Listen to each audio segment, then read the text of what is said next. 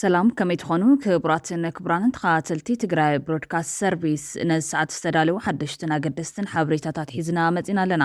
ፈለማ ግን ንመላእ ተጋሩን ፈተውቲ ትግራይን ዝኾንኩም ሰዓብቲ እምነት እስልምና ብፍላይ ኣብ ስደትን ኢድ ጸላትን ኮይንኩም ነዚ በዓል እትሕልፉ ዘለኹም ወገናትና እንኳዓን መበል 1446 ዓመተ ሂጅራ በዓል ዒድ አልፈጥር ኣብፅሐኩም። መከራኹም ከብቃልኩም ልባዊ ትምኒትና ብምቕራብ ድማ ነዚ ሰዓት ዝተዳለዉ ሓደሽትን ኣገደስትን ሓበሬታታት ከነካፍለኩም። ኣብ መንጎ መሪሕነት ትግራይ ዘሎ ኣፈላላይ ንምጽባብ ናይ ዕርቂ ፈተነታት ሎም እውን ቀፂሉሎም ነታ ዝተረፈት ትግራይ ካብ ምብታን ክቁጠቡ መተሓሳሰብ እናቐረበ እዩ። ብኻሊእ ሓበሬታ ምምሕዳር ኣብይ ኣሕመድ ንጉዳይ ዓሰብ ከጽንሖ መደባት ከም ዘሎ ተገሊጾም ድርድር ብጉዳይ ዓሰብ ዝምልከት ጉዳይ እውን ተጀሚሩሎም። ብኻሊእ ወገን ተጋሩ ንሕድሕዶም ክናቆቱ ዝጽበዩ ጸላእቲ ብረት ንምዕጣቕ ንዓይንዓይ ክብሉ ጀሚሮም። ሻዕብያ ተበታቲኖም ንዘለዉ ዕጡቋት ፋኖ ናብ ሓደ ንምጥርናፍ ጻዕርታት ይገብር ከም ዘሎ ተገሊጹሎም። ኣብ መቐለ ከባቢ ኣይና ለም ኣጋጢሙ ዝተባሃለ ፈተነ ውራ መሬት ብነበርቲ ጠጠው ኢሉ ተባሂሎም ናይ ኤፍኤም መቐለ 104.4 ኣብ ባንኪ ንግዲ ኢትዮጵያን ደደቢት ማይክሮ ፋይናንስን ዝነበረ ገንዘብ ከም ዝተኣገደ እውን ተገሊጹሎ። ኣብ ልዕሊ ህዝቢ ትግራይ ጆኖሳይድ ዝፈጸመት ሕቡራት ኢማራት ዓረብ ብኻሊእ ተመሳሳሊ ጆኖሳይድ ተኸሲሳላ። ካብ ሕጊ ወፃእ ዝተጣየሸ ዘይምልከቶ ፈጻሚ እንዳሃለዎ ኩሉ ክዕምር ዝደሊ ናይ ጸጥታ ሓይሊ ትሕዚ ለመቕነ ተጀሚሩ ዝነበረ እውን ብመሰረት ሰራዊት ናይ ጸጥታ ኣካል ዝበሃል ናይ ትግራይ ሕገ መንግስቲ ትግራይ ተግባራዊ ንኽኸውን ሰላማዊ ዝተረጋግአት ትግራይ ንኽትከውን ናይ ውዕል ፕሪቶሪያ ንኽፍጸም እዩ ኣብአን ይሰርሕ ትሕቶ ግን ኣለኒ ስትሪክትሊ ሕጊ ንርአት የልና ቲፒኤልኤፍ ባንድ ፓርቲ እዩ ሕጂ ብሕጊ በቱ ሕዘብ ዝገዛ ዝጥቀስ ዘሎ ኢትስ ዴድ በትልዎ ዘለኹም ኩንነት ንቀበል ዝብል ኣብርሃ ዘምፀሎ ኩንነት ንቀበል ተኮይና ምርዳእ ዝብል ይመስለኒ ባይ ኩንነት ማለት ዝነበረ ስታትስ ኮ ፈሪሱስ ሓዱሽ ስታትስ ኮ ንምፍጣር ዝግበር ጉዕዞ እንዲ ኣው ኮይ ዘይምርዳእ ዘሎ it ግን it seems like legalizing what is happening the illegal ሕዚ terrorizing the people afቲ ናኸድካ ህዝቢ ግዛዕ ምግባር ጨንጃ ሒዝካ ንዑ ሌጋላይዝ ዝመስል ኣይረዳድእን የፈላልዩ TDF ዝምልከት እውን ከም ተጋሩ ስለንፎቶ ንቕበለይና ማለት ሌጋል ኢንስቲትዩሽን እዩ ማለት ይኾነ TDF is not legal institution ከም ዝበሃል የለን በይናይ ኣዋጅ ይፍለጥ ካልኣይ ትግራይ TDF የድሕንዋ ዝብል ሃይሊ ፖለቲሳይዝድ እዩ መላእ ህዝቢ የድሕንዎ ባዕሉ ህዝባዊ ቃልሲ ኮይና ጌርና ሓደ ኦርጋን እዩ እምበር TDF ዝበሃል ዝተፈለየ ነገር ክለ ይኽእል ሮንግ እዩ እዚ ኣይስማዕምዕን እንታይ ደኣ ብልኩዕ ንሃቦ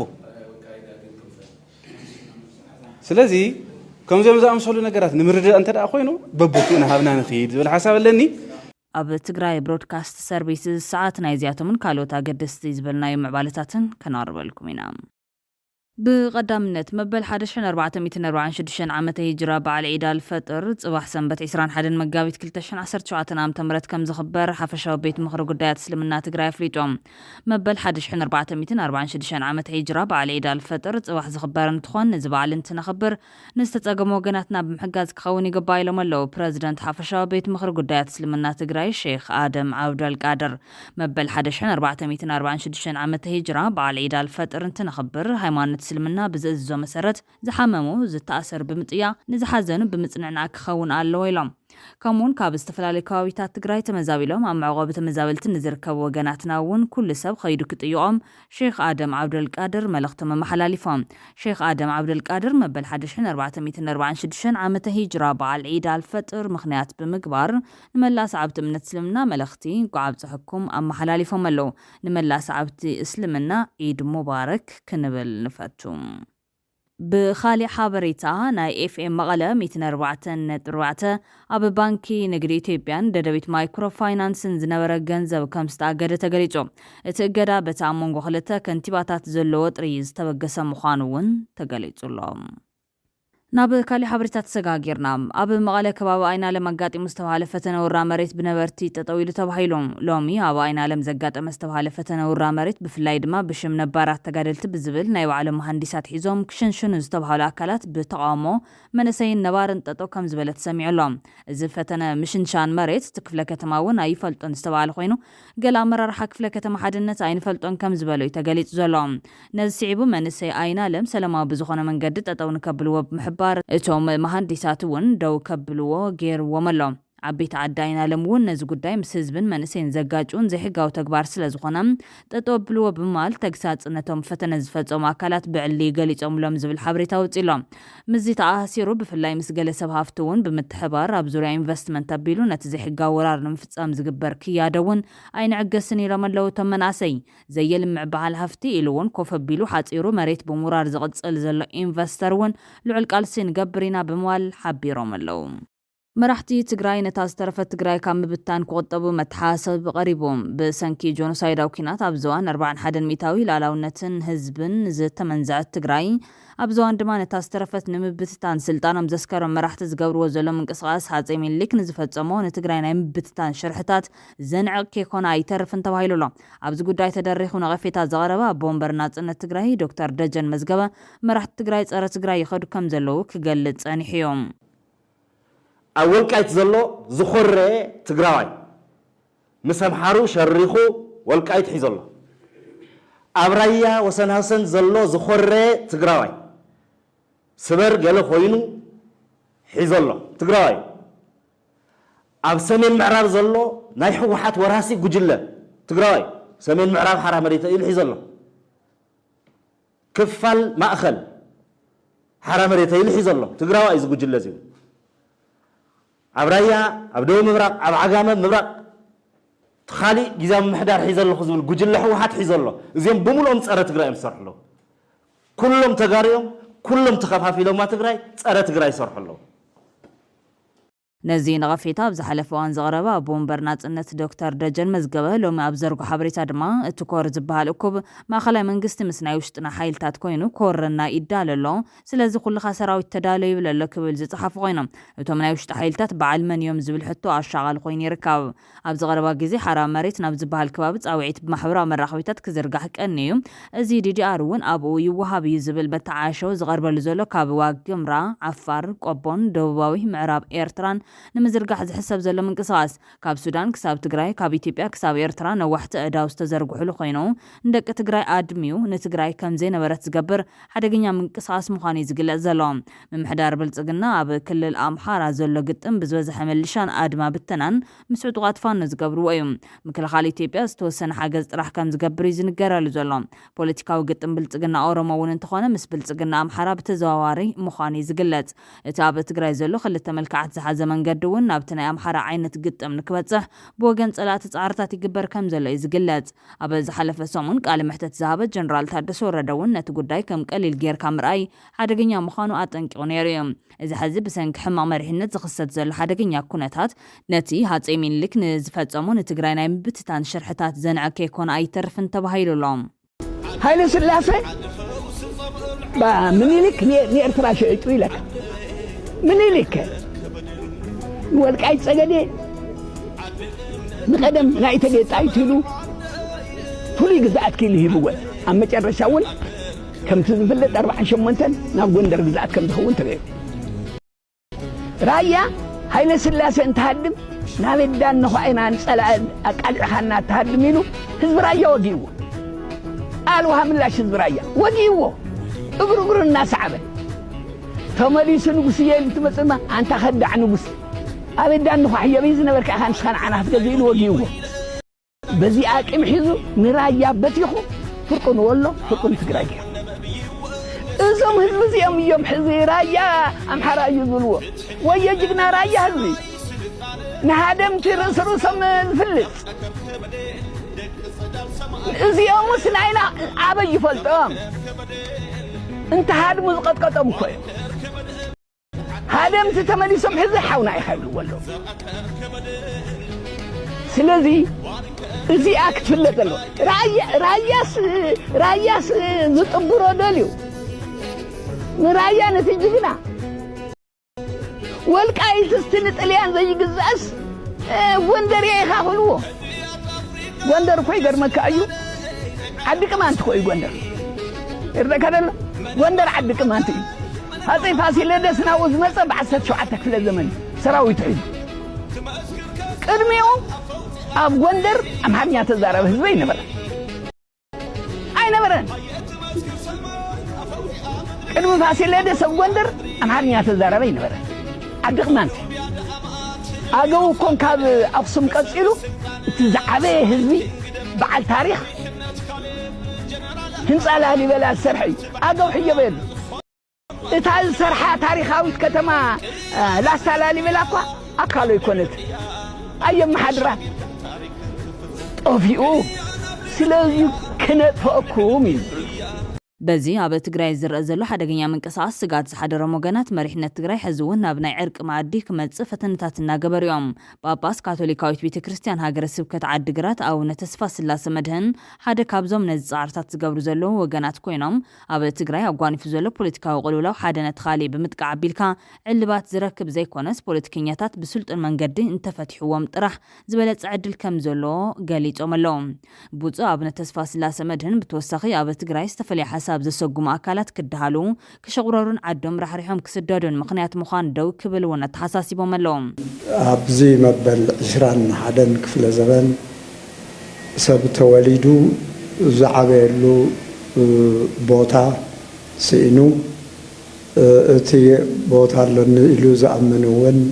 ክቕመጠሉ ዝኽእለሉ ዕድል ስኢኑ ዓዱ ገዲፉ ናብ ካልእ ዝጓየሉ መምለጢ መውፅኢ ዝእልሸሉ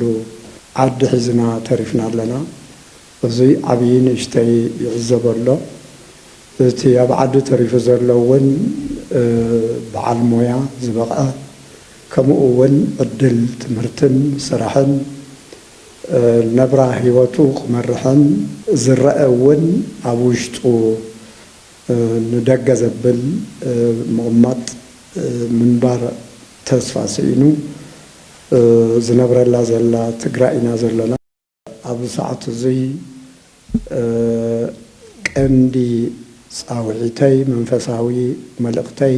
ክንነብር ሰላም የድልየና ሓድነት ሕብረት የድልየና ሰላም ዘይረኸበ ህዝቢ ሕብረት ዘይብሉ ህዝቢ ዝነብረሉ ከባቢ ርግኣትን ማሕደራን ውሕስና ጸጥታን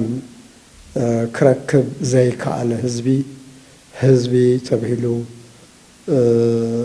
ኣብ ዝድለ ሚዛንን ክብርን ክትሓዝ ኣሸጋሪ ዝኾነ ይኹን ዓይነት ኣመለኻኽታ ዘለዎ ትግራዋይ ኣብ ዓዱ ክነብር ዘየኽእሎ ምኽንያታት ተፈትሹ ህዝቢ ከይሓዝካ ምዕባለ ዝበሃል ቀጻልነት ከም ህዝቢ ይኹን ከም ሓደ ታሪክ ዘለዎን ናይ ስልጣነ ምንጪ ዝኾኑ ኣበርክቶታት ኩሉ ዘውፈየ ህዝቢ ዘበርከተ ህዝቢ ኣብ ሰዓት እዙይ ንከባቢኡ ፈንፊኑ ናብ ካልእ ዝመጣጠር መንእሰይን ዓብይን ምሁርን ሒዙ እዩ ተሪፉ ዘሎና ኣብ ከምዚ ዝበለ ኩነታት ፖለቲካ ምክንያት ገይሮም ንዙይ ምክንያት ዝኾኑ ዘለው ናይ ፖለቲካ መራርሓታት ይኹን ፓርቲታት ይኹን ንዙይ ልቦና ገይሮም ተመልኪቶም መድሓኒት ክእልሽሉ ኣዝዩ ካብ ኩሉ ግዜ ላዕሊ ዝድለየሉ ሰዓት በፂሕና ኣለና ነውሪ ገይርና ኢና ንሪኦ ከም ሰብ እምነት ከም ተጋሩ ንኽብርታት ተጋሩ ዘይምጥን ፀርፍታትን ፀለመን ብቪድዮታት ብማሕበራዊ ሚድያታት ነናትካ ሚድያታት ኣዋፊርካ ካልእ ህዝቢ ዝፀየፈሉ ይትረፍ ትግራዋይ ፀርፍታትን ፀለመታትን ገይርካ ሓደ ንሓደ ምንባር ዘስእነሉ ኩነታት ክስማዕ ከሎ ኣዝዩ ይሕዝን ስለዚ እዙይ ያው ይምዝገብ እዩ ንታሪክ ይተርፍ እዩ እቲ ኩነታት ምስ ተመዓራረየ ዝመዓራረየሉ ግዜ እውን ክመፅእ ይኾን ኢልና ኢና ንኣምን ዘናስሕ እዩ ጳጳስ ካቶሊካዊት ቤተ ክርስቲያን ዓዲግራት አባ ተስፋ ስላሴ መድህን ብዛዕባ ኣብ ትግራይ ብኢሮብን ካልኦት ዝተገለሉ ማሕበረሰባትን ዘጋጠሞም ዘይዘረብ ስቃይ ካብቲ እዋን ዕፅዋን ክባነት ሒዞም ንውድብ ሕቡራት ሃገራት ሓዊስካ ንብዙሓት ሓያላን ሃገራት ደብዳቤታት ብምልኣኽ ድምፂ ትግራይ ክስማዕ ክሰርሑ ዝፀንሑ ኣቦ እዮም። ነዚ ናይዞም ናይ ሃይማኖት ኣቦ ናይ ሎም ፃውዒት ደገፍ ዝቐርበሉ ዘሎ ኮይኑ ብታሪክ ንሓፍረሉ ሓድሽ ስሕተት ከይንፈጠር ንጠንቀቕ ኣብ መንጎ ተጋሩ ደም ምፍሳስ እንትተጀሚሩ ሳዕቤኑ ክትሓስቡ መሰከፍ እዩ ዝነዓቕ ሓይል የለን ዝኾነ ትግራዋይ ዘለዎ ስብና እቲ ካሊእ እውን ማዕረ ኣለዎ ስለ ዝኾነ ካብ ህልኽ ነውፃእ ውሕጅና ስሓቀ እዩ ሃሎ ኣቢሉ ዘፅድፈካ ብመሰረቱ ኣብ ዝዋን ኩልና ብሓደ እንተዘይስዒርና ኩልና ተሰዓርትን ከሰርተን ኢና ዝብል መጠንቀቕታ ንሃቡ እዮም። ህልውና ትግራይ ንቐድም ዝብሉ ዞም ወገናት ብፅቡቕን ብሕማቕን ዝለዓል ናይ ታሪክ ምዕራፋትን እናንፀፈ ዝመፀ ጉዕዞ ወለዶታት ትግራይ ካብ ዓለም ለኻዊ ሓያልነት ክሳብ ቁልቁለታዊ ጉዕዞ ካብ ትሕቲ ፖለቲካዊ ምሕደራ ኣመሓራይነትን ኦሮሞነትን ካብ መቃድሾ የመን ቀይሕ ባሕሪ ሱዳንን ቻድን ምውናን ግዛታዊ ምሕደራ ክሳብ ምዕራብ ትግራይ ኣላማጣ ኢሮብ ዛላምበሳ ባድመ ረኪብካ ዝተኾርሜት ትግራይ ምውናን ካልኦት ህዝብታት ሃገረ መንግስቲ ክውንኑ ካብ ምግባር ክሳብ ስልጣን ከቦኻ መንግስትነት ክተኽልልካ ደኒንካ ምልማንን ምምሕፃንን ብሄራዊ ክብርታትካ ትሕቲ ውልቃዊ ክብርኻን ትሕቲ ቁሸትን ጣብያን ሰሪዕኻ ዝረኣየሉ ብርክ በፂሕና ኣለና ዝብል ቁጣዕ እውን ኣንፀባሪቖም ኣለዉ። ትውፊት ባህልን ጥበብን ቀዳሞት ወለድና ናብ ዋጋ ዕዳጋ እናቐረብና ሓንሽሽና ምስ ወዳእና ሕዚ ኣሰር ሓድነቶምን ኣሰር ብልሖምን ምስ ዓብስ ይትረፍ ብማይ ለዊስና ቀቢርና ኣብ ልመና ብሄራዊ ህልውና ተሰጢሕና ምንባር ጀሚርና ዝብሉ ዞም በቲ ዝግበር ዘሎ ስስዓ ዝተመለዋ ኣካይዳ ዝተቆጥዑ ወገናት ካብ ሓድነታዊ ግዛትካ እናንሰሓብካ ናብ ዝተኾርሜት ፀበብ ዓውዲ ምእካብ ከም ልምድን ከም ስርዓትን ሒዝናዮም እሞ ከዓ ጥንታውያን ግዛታትካ ኣህጊርካ ናብ ፀበብ ዓውዲ ምስ ትእከብ እውን ኣንነት ብዝበሃል ሕማም እናተፀለና ብዙሓት ዕድላት ሓንሽሽና ብዙሕ ግዜ እውን ከሲርና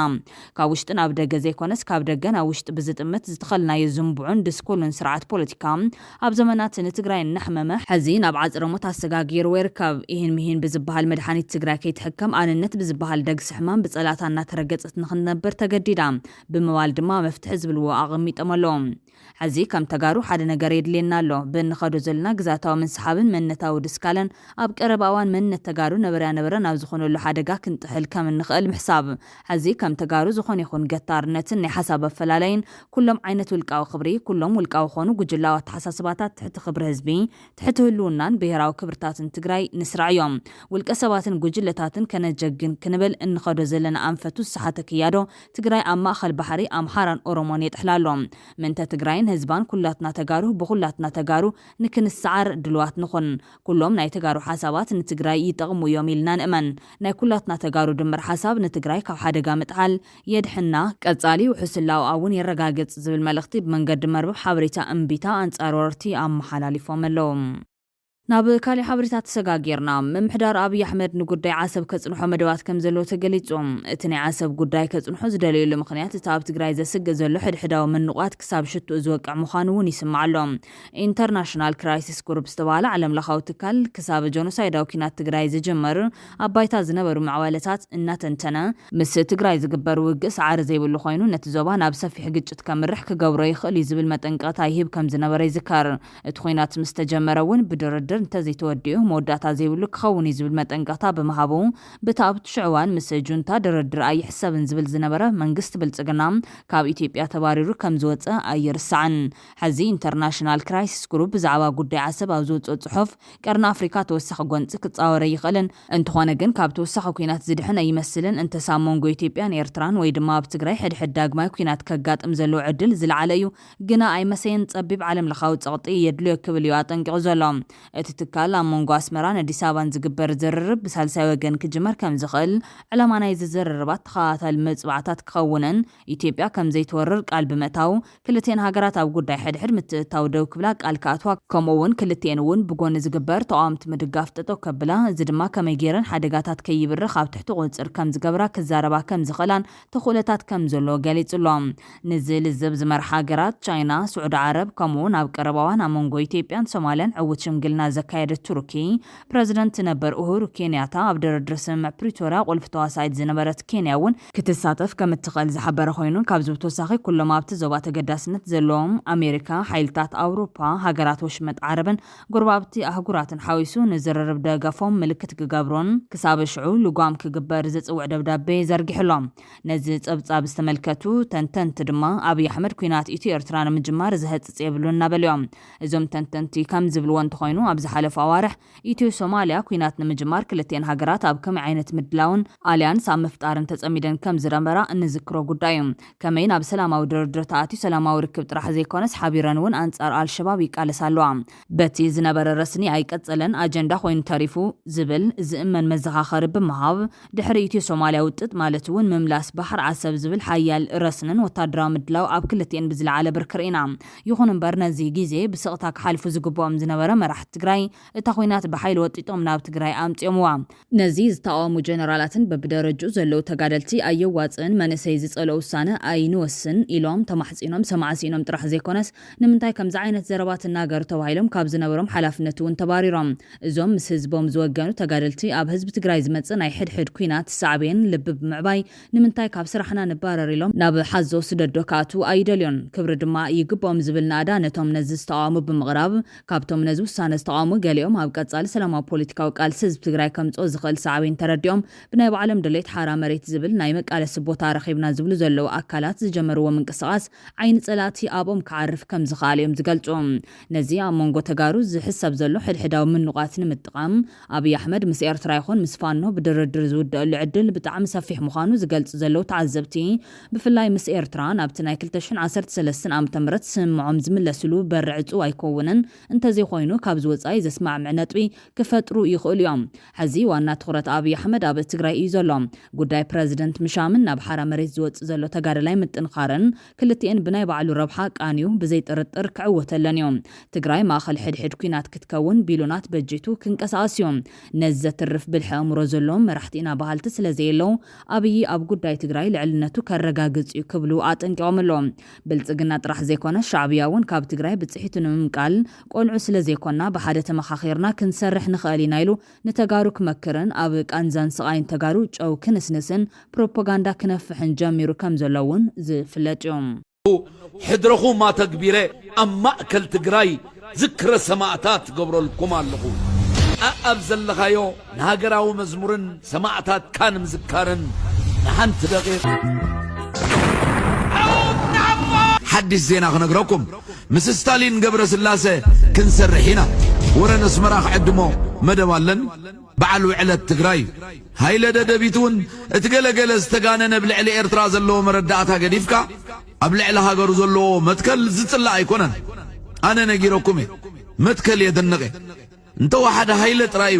ትግራይ ትዕወት ትብል ጭርሖ ዝጥቀመላ ዘሎ ኣናብስ ደቂ ትግራይ ውፅእ ውፅእ እብሉለው ወይዘሮ መድህን መቸም ንገሊኦም ኳ ክትፍሕንጩሮም ቁሩብ ዝተርፋ እዚ ድማ ረኣይዎ 4 ዓበይቲ ፖለቲከኛታት ኣለዉ ኢለ ኣነ ዛምን ኣብ ዓለም 4 ዓበይቲ ፖለቲከኛታት ኣለዉ ኢለ ዛምን ኣነ ካብኦም ሓደ ኢሳያስ በዚ ተጋሩ ብሰንኪ ስንፍናና ዝረአ ዘሎ ናይ ጸላእቲ ንዓይኒ ዓይ ዝጓሃዩ ተጋሩ ኣወል ስዒድ ገበነኛ እዩ። ገበነኝነቱ ታራ ገበን ብምፍጻም ዝመጸ ኣይኮነን። የግዳስ ኣብ ዓለም ትዝኸፍአን ይቕረ ዘይበሃሎን ገበን ዘርኢ ምጽናት ብምፍጻም ዝመጸ እምበር እዚ ገበነኛ ዘርኢ ምጽናት ብሳላ ስንፍናና ምኻርን ሓያላይን መሲሉ ክቐርብ ብጣዕሚ ገበንን ኣዝዩ ዓብዪ ገበንን እዮም። መንግስቲ ኤርትራ ተደቢሩ ንትግራይን ህዝቢ ትግራይን ይቕረ እንተዘይሉ ኣይኮነ እንዳሓቢርካ ዝስራሕ ፖለቲካ ክህሉ ናይ እግዚኣብሔር ሰላምታ እውን ኣይክህሉን። ኣወል ስዒድ ግን ንምንታይ ደፊሩ ተጋሩ ብሓደ ንስራሕ ክብል ክኢሉ ዝብል ሕቶ ምልዓል ግን ኣዝዩ ወሳንን ናይ ግድን እዮም። ኣወል ስዒድ ክሳብ ብቐረባ እዋን ንትግራይ ኮነን ናይ ትግራይ ልሂቃን ብምፅራፍን ብምውራድን ዝፍለጥ ክፉእ ሻዕብያ እዩ። ዋላ ሎሚ ህዝብታትና ንምቅርራብ ንስራሕ እንተበለ ህዝቢ ትግራይን ኤርትራ ንምቅርራብ ንዝሰርሑ ሰባት ሎሚ እውን ከይተረፈ ዝፃረፍን ዘነኣእስን ሰብ እዮም። ሎም ዕረና ጣዕሙ ህዝብታትና ንምቅርራብ ብሓደ ንስራሕ ዝብል ዘሎ ዓቕሉ ምስ ፀበቦን ብዝኣመኖም ምስ ተኸሓደን እዮም። መንግስቲ ብልፅግና ንኤርትራ ክወራ ከም ዝኾነ ዳርጋ ከይተሓለመ ዝተፈትሐ እዩ። ነዚ ዝተውዓለ ሻዕብያ ኣወል ስዒድ ንተጋሩ ብኣተሓሳስባን ሓድነትን መንታን ከይንፈላለህ ብሓደ ክንሰርሕ ኢና ይብለና ኣሎ። ነዛ ዘይትረብሕ ናይ ኣወል ስዒድ ጠራዕራዕ ሰሚዑ ክናኸስ ዝውዕል ትግራዋይ ቁፅሩ ክውስኽ እዩ። ገገሊኦም ድማ ነቲ ቅድሚ 2 ዓመት ባዕሎም ዝደረስዎ ድርሰት እዚ ናይ ኣወል ስዒድ ዘረባ ከም መረጋገፂ ክጥቀምሉ እዮም። እቲ ሰፊሕ ምስኪን ሓፋሽ ድማ ብዝበለፀ ንምድንጋር ክሕግዞም እዮም። ግን ዝተፈጠረ ይፈጠረ ዋላ ሰማይን ምድርን እንተተገልበጠ ሻዕብያ ናይ ትግራይ ዝኾነ ውድብ ወይ ጉጅለ ብሓደ ክሰርሑ ይኽእሉን። ምናልባት ገለ ተኣምር ተፈጢሩ እኳ እንተሰርሑ ዕድመ ጉጅለን ሻዕብያን ዕድመ ተባዕታይ ደርሆ ክኸውን ዝብል ተቃውሞ ድማ ስሚዖም ኣለዎም ገለ ልሂቃን ፖለቲካ ትግራይ ምስ ኣምሓራ ዶ ምስ ሻዕብያ ምስ ብልጽግና ዶ ምስ ኦነግ እናበልኩም ምስ ሓደ ከይተጸግዐት ኣብተን ናይ 8 ኣዋርሕ ከቢድ ሓደጋ ጆኖሳይድ ዝመከተት ትግራይ ናብዚ ኣብፂሕኩምዋ ዝብል ነቐፌታ እውን ኣቕሪቦም ኣለዎም ኣወል በቲ ሓደ ገጽ እንተጋሩ የኣይክዕሹ ፕሮፓጋንዳ ኣብ ስርሕሉ ወቕቲ ካልኦት ናይ ህግደፍ ኣባላት ግን ፈጺሙ ኣይኸውንን ኣብ ዝብል መርገጺኦም ምስ ነኸሱ እዮም ንወያነ ነብሎ ኣብ ጎና ኣብ ኮይና ሰሪሕና ተደሚርና ኢልና ወያነ ምስ ጠለመት እንደገና ናብ ምስ ወያነ ኮይና ካና ኣብ ምስ ጠለመ እንደገና ካልኦት መጽዩ ኣነ እዚ ጠቕላላ ኣብ ጎኒ ትግራይ ኮይነ ክሰርሕ ፈቃደኛ ኣይኮንኩ ኣብ ጎኒ ሃገረይ ኮይነ ክሰርሕ ዝደሊ እምበር ኣብ ጎኒ ትግራይ ትግርኛ ኣብ ጎኒ መሓራ ኣብ ጎኒ ኢትዮጵያ ብሓፈሹ ኮይነ ክሰርሕ ፈቃደኛ ኣይኮንኩ ብኻሊእ ሓበሬታ ሻዕብያ ተበታቲኖም ዘሎ ዕጡቃት ፋኖ ናብ ሓደ ንምጥርናፍ ጻዕርታት ክገብር ከም ዘሎ ተገሊጾም ሻዕብያ መቐይሮ ፋኖ ካብ ደባይ ናብ ግንባር ኣብ ታሕቲ ዝብል ኣርእስቲ ኣብ ዘካፈሎ ጽሑፍ ኣብ ዘቐረበ እዋን ፈተነታት በብኸባቢኡ ኣብ ክልል ኣምሓራ ናይ ደባይ ግጥማት ከካይዱ ዝጸንሑ ዝተፈላለዩ ዕጡቃት ሓይልታት ፋኖ ናብ ሓደ ንምምጻእ ምግባር ምዃኑ ገሊጹሎም ነዚ መበገሲ ወፍሪ ሓድነት ዝተሰመየ ስሙር ግንባር ብምዃም ኣብ ርእሲ ሰራዊት ብልጽግና ናይ ፈተነ ግን ድማ ውህድን ዕናውን መጥቃዕትታት ምክያዱ ሓቢሮሎም ኣብ ስልያዊ ጸብጻብ ፈረንሳ ተመርኪሳት ትሕተም መርበብ ኣፍሪካ ኢንተለጀንስ ብምውካስ ድማ ነቲ በዞም ዕጡቃት ሓይልታት ፋኖ ንስሙር ፖለቲካዊ መሪሕነትን ጥሙር ወታደራዊ ስርሒታት ዕላማ ዝገበረ ቀጻሊ ዘተን ርክባትን ዳህሲሱሎም ብመሰረት እዚ ድማ እዞም በብኸባቢኡ ኣብ ክልል ኣምሓራ ኣንጻር ሰራዊት ፌደራል ዝዋግኡ ዘለዉ ዕጡቃት ብጥቕልሉ ኣብ 6 ክንፍታት ክምቀሉ እኳ እንትኾኖም እቲ ሻልሻይ ብእስክንድር ነጋ ዝምራሕ ብዙሕ ብህዝቢ ትኽልል እምነት የብሎን ናይ መንግስቲ ፌደራል ስልያዊ መጋባርያ ዝገብርዎ ርቑሕታት ኣለዉ ክብል ዝሓበረ ኮይኖም ዝርዝር እዞም ዕጡቃት ብምቕራብ ድማ ቀዳማይ ናይ ወሎ ክንፊ ብምሕረቱ ወዳጀ ዝምርሑ ካልኣይ ናይ ጎጃም ክንፊ ብዘመነ ካሳ ዝምርሑ ሳልሳይ ናይ ሰሜን ጎንደር ክንፊ ብሃብተ ወልደ ዝምርሑ ራብዓይ ናይ ደቡብ ጎንደር ክንፊ ብባየ ቃኛው ዝምርሑ ሓምሻይ ናይ ሸዋ ክንፊ ብምኸታው ማሞ ዝምርሑ ሻልሻይ ከምኡውን ህዝባዊ ሰራዊት ኣምሓራ ዝተሰመየ ብእስክንድር ነጋ ዝምራሕ ክንፊ ምዃኑ ኣመልኪቱሎም በዚ መሰረት እምባር ሓሙሽተኦም ክንፍታት ብዜካ እስክንድር ነጋ ብመንገዲ ምሕረት ወዳጅ ዘመነ ካሰ ሃብተወልድ ባየ ቃኛው ከምኡውን መኸተው ማሞ ቀጻሊ ርክባት የካይዱሎም ከምቲ ዝሕመ ዘሎ ገና ኩሎም ወገናት እኳ ኣብ ሓደ ነጥቢ እንተዘይበጽሑ ገለ ክንፍታት ግን ንፍጹም ውህደት ዝተስማዕማዕ ከም ዘለዋ ገሊጹሎም ኣስዒቡ ድማ ፖለቲካውን ጸጥታውን ኩነታት ኢትዮጵያ ብሓፈሻ ክልል ኣምሓራ ድማ ብፍላይ እናኸፍአ ኣብ ዝኸደሉ ዘሎ እዋን መንግስቲ ብልጽግና ነዚ ገስጋስ እዞም ዕጡቃት ይቆጽ ዝበሎ ኩሉ ዓይነት ወፍርታት ማለት እውን ዜናዊ ዲፕሎማስያዊ ስልያዊ ብዓብዩ ድማ ወታደራዊ ኣብ ምክያድ ተጸሚዱ ይርከብ ዝበለ መርበብ ሓበሬታ ሻዕብያ ነሲዑ ድማ ብመንገዲ ፕረዚደንት ክልል ኣምሓራ ኣይተ ኣረጋ ከበደ ክልላዊ መንግስቱ ምስ ዕጡቃት ፋኖ ክሳብ ምምርቃሕ ስልጣን ዝኸይድ ስምዕ ክገብር ድሌት ከም ዘለዎ ምዝራብ ጠቂሱሎም ዕጡቃት ሓይልታት ፋኖ ንጹር ዕላማ ኣለዎም ዝበለት ግዛኣታት ትግራይ ከይምልስ ንዝቃለሱ ዕጡቃት ደገፍ ዝብ ስርዓት መንግስቲ ፌደራል ንጊዜያዊ ፖለቲካዊ መኽሰብ ክብል ሓንካስ ውዲት ኣሊሙ ነዞም ኣብ ጎኒ ኮይኖም ዝተዋግኡን ዘዋግኡን ሓይልታት ፋኖ ብጨው ምድሪ ጠሊምዎም እዩ ብምዋል ስለምንታይ ስምዕ ፕሪቶርያ ተፈሪሙ ዝብል ሕትኡ ዳግማይ ኣበጊስሎም መርበብ ሓበሬታ ሻዕብያ ከም ዝብሎ እንተኮይኑ ያኢ ንሕወሓት ብውዕል ፕሪቶርያ ኣሲርካ ኣብ መሳርዕ ብልጽግና እንተሰሊፍካያ ፋኖ ይኹን ብዓብዩ ትደጋፊኡ ዝነበረ ሻዕብያ እንታይ ከይገብሩ ዝብል ኣዝዩ ናይ ሓንካስ ውዲት ብምዋል ነቲ ናይ ፕሪቶርያ ስምዕ ብዓውዲት ገሊጽዎሎም ኣስዒቡ ድማ ምምሕዳር ብልጽግና ድሕሪ ግዜ ነገራት ከም ትጽቢቱ ዘይኮነ ማዕቐን ጭንቅላት እዩ ጸኒሕዎም ብረተይ ነውርደኝ እና ንዝበሉ ፋኖ ብድሮን ተደብደበ ሓይልታት ፋኖ መሊሶም እዮም ዝገበሉ ብውዕል ፕሪቶርያ ንሕወሓት ሓኒቑ ብተንኮል ድማ ኣብ ክልተ ከፋፊሉ ጨቢጠያ ክብል ሕወሓት እውን ብፍሑኽ ዳርጋ መላእ ትግራይ ኣብ ኢዳ እትያ ምስለነታት 4 ኪሎ ኣብ ባጎ ንጉሒፋ ንብልጽግና ቁማር ኢላቶላ ውክልናዊ ኩናት ኣብ ትግራይን ኣምሓራን ክቐጽል ድሌቱ ብምግላጽ ድማ ንዕጡቃት ኣምሓራ ናብ ሓደ ንምትእኻብ ጻዕርታት ክገብር ምህላው ኣፍሊጡሎም ስርዓት ግደፍ ነዚ ዝብል ዘሎ ድፍዓት ግንባር ቡሬ ሕዚ እውን ብኸምዚ ድልዋት ኮይኖም ምህላዎም ብኣፈኛታቱ እናሓበረ እዮም እንተኾነ ግን እዚ ዘበን ናይ ቴክኖሎጂ ድሮን ናይ ነዊሕ ርሕቀት ሚሳይላት ነፈርትን ጸረ ነፈርትን ብልጫ እምበር ከም ቀደም ድፋዕ ወሳን ተራ ከም ዘይብሉ ዝተረድኦም ኣይመስልን ኣብ መወዳእታም ኣብ ልዕሊ ህዝቢ ትግራይ ጆኖሳይድ ዝፈጸመት ንሕቡራት ኢማራት ዓረብ ብኻሊእ ተማሳሊ ጆኖሳይድ ተኸሲሳ